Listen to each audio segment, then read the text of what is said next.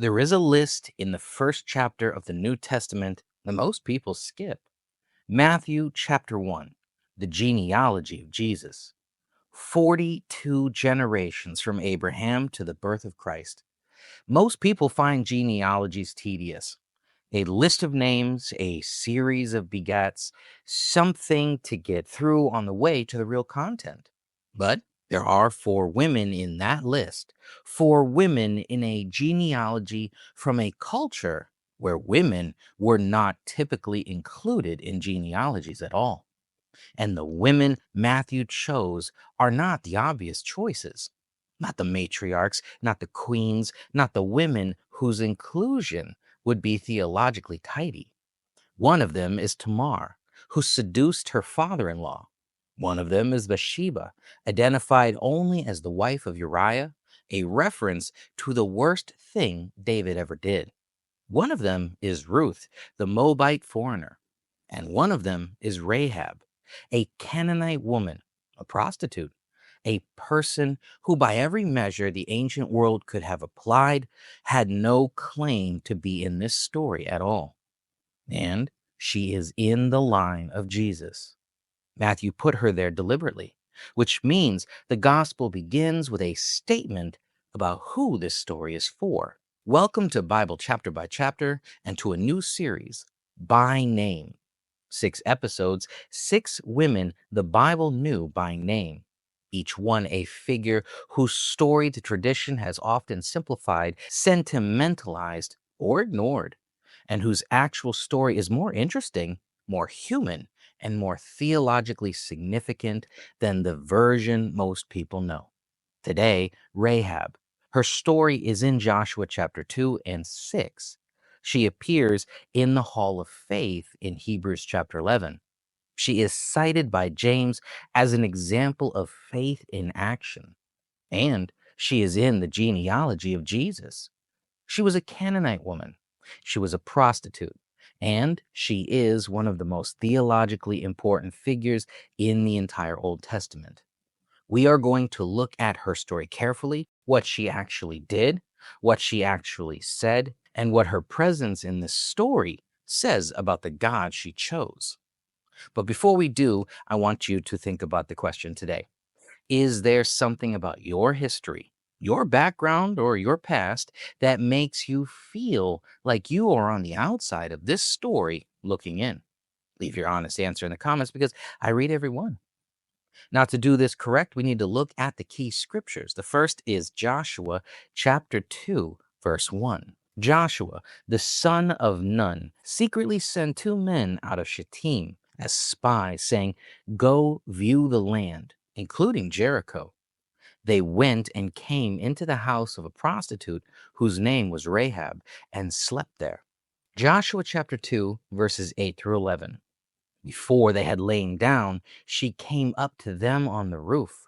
She said to the men, "I know that the Lord has given you the land, and that the fear of you has fallen on us, and that all the inhabitants of the land melt away before you. For we have heard how the Lord dried up the water of the Red Sea before you when you came out of Egypt, and what you did to the 2 kings of the Amorites who were beyond the Jordan, to Sihon and to Og, whom you utterly destroyed. When we heard it, our hearts melted, and there wasn't any more spirit in any man because of you. For the Lord your God, he is God in heaven above and on earth beneath." Joshua chapter 2, verses 12 through 14. "Now therefore, please swear to me by the Lord, since I have dealt kindly with you, that you also will deal kindly with my father's house, and give me a true sign, and that you will save alive my father, my mother, my brothers, and my sister, and all that they have, and will deliver our lives from death." The men said to her, "Our life for yours, if you don't talk about this business of ours. And it shall be, when the Lord gives us the land, that we will deal kindly and truly with you." Joshua chapter 6, verse 25. Joshua saved Rahab the prostitute and her father's household and all that she had alive.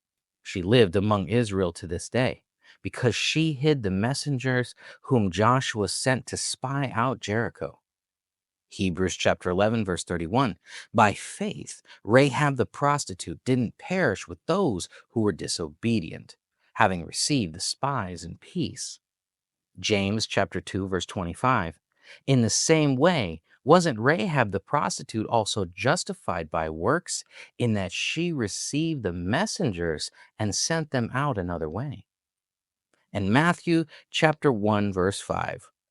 Salome became the father of Boaz by Rahab. Boaz became the father of Obed by Ruth. Obed became the father of Jesse.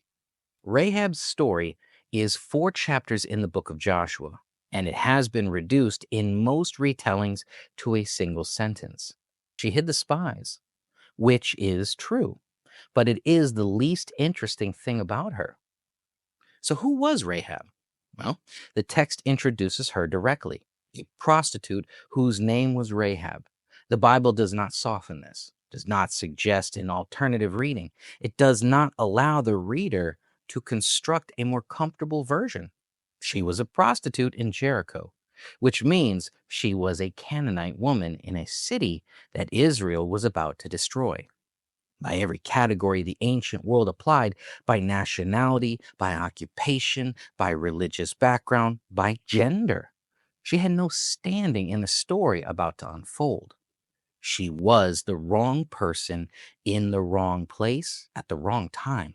And she is the one the text is about. But what did she say? When she comes to the spies on the roof, the reason she gives is one of the most remarkable confessions of faith in the entire Old Testament. I know that the Lord has given you the land. Not, I have been told that you are strong. Not, I am afraid of your army. I know that the Lord has given you the land. She has reached a theological conclusion. We have heard how the Lord dried up the Red Sea. We have heard what you did to the 2 kings of the Amorites. When we heard it, our hearts melted. The whole city of Jericho has heard the same reports, and the city's response was fear. Rahab's response was different.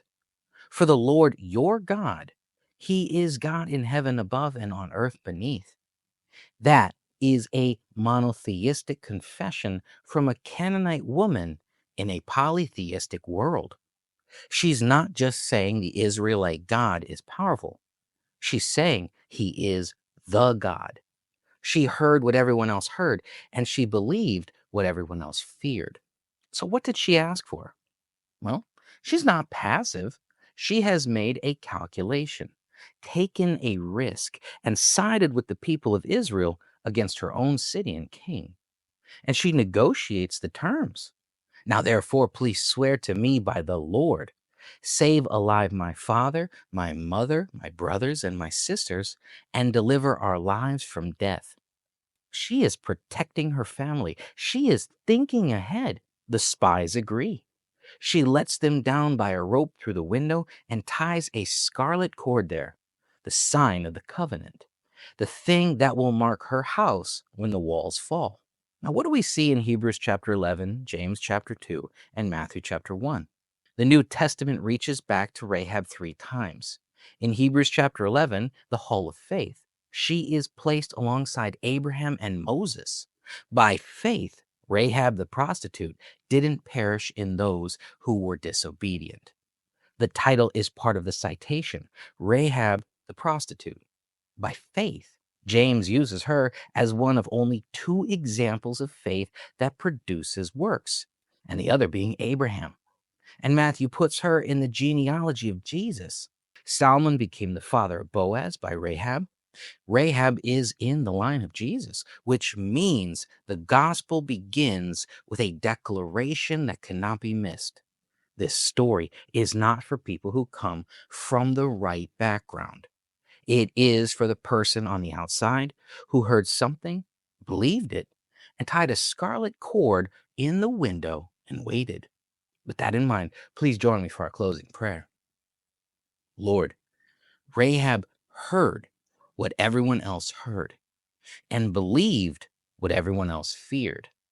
She had no covenant, no tradition, no standing, and she is in the line of Jesus, which means the story begins with a declaration about who it is for. I mean, everyone watching this who feels like they are on the outside. Rahab's name is in Matthew chapter 1. By name, she is not forgotten, and neither are they. Amen. The detail I want to leave you with is the scarlet cord. Before the walls fell, before anyone knew what was going to happen, Rahab tied a scarlet cord in the window. She could not see the outcome.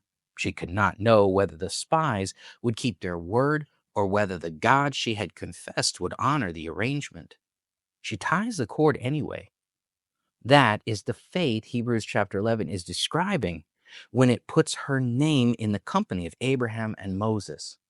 Not the faith of certainty, the faith of someone who heard something, concluded something, and tied a scarlet cord in the window and waited to see whether it was true. Now, in part 2, it's going to bring us to Deborah, a woman who was already leading Israel as a judge and prophet before the crisis that would define her story. A woman the text never explains or apologizes for. It simply says she judged Israel at that time.